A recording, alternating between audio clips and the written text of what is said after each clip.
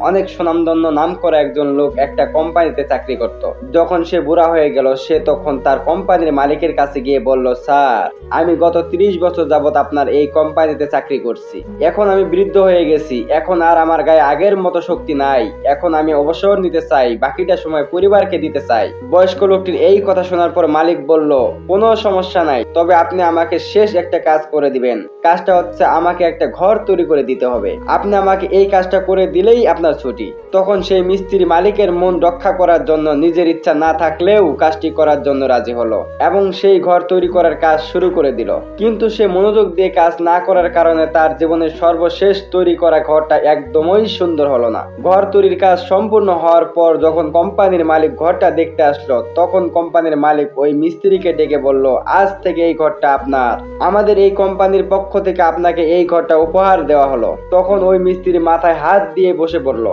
আর বলতে লাগলো, হায় রে আফসোস, জীবনে কত মানুষের কত রকমের ঘর কত সুন্দর সুসজ্জিত করে তৈরি করেছি। আজকে যখন আমার ঘরটা তৈরি করার সময় আসলো, কিন্তু আমি আমার ঘরটা সুন্দর করে তৈরি করতে পারলাম না।